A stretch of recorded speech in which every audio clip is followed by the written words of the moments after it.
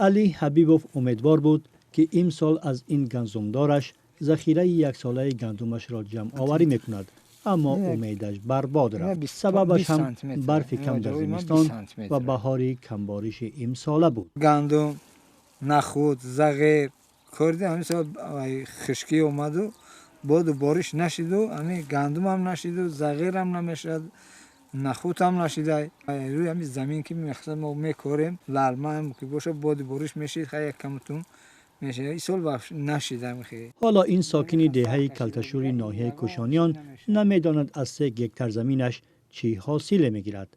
مردم این دهه و دیگر ساکنان ناحیه های وحش و کوشانیان اکثرا کشاورز هستند. غله دانه کش میکنند، اگر حاصل زیاد شد ذخیره خود را میمانند و بقیه را میفروشند.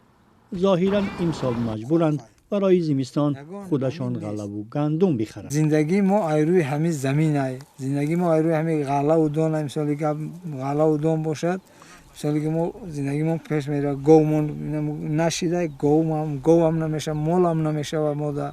خشکسالی نه تنها به گندمزارها بلکه چراگاه های ولایت ختلان را به بروقتی نابود کرد. باگاد بوران یک بار شد دیگه گرم شده رفت. این سال قسمت خراب چند تاش رخت مرده اومده ایسه. این چوپان ها از بس که در قبادیان علف کافی نیافتند، رمه هایشان را به ناحیه وحش آوردند. شرایط وزمینه، علف نیست، خوک شدن دوره. همه جای همین چیکار کنیم اگه دنیا همین خیلی شده. پگود همین خیلی اومده ایستاده. همین ده مرده آبه بسیار قیم شد.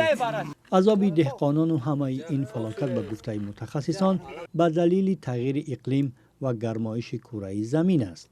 من همین سال در کوهستان خشکسالی به وجود آمد. زمستان قریب تماما در همین ناحیه‌های کوهی بارشات نشد.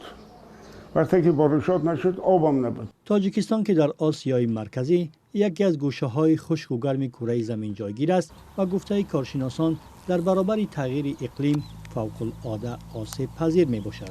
بیشتر از 70% اهالی کشور در دهات به کشاورزی مشغولند و هر گونه خشکسالی آنها را فقیرتر می کند و در ورطه گرسنگی قرار می دهد.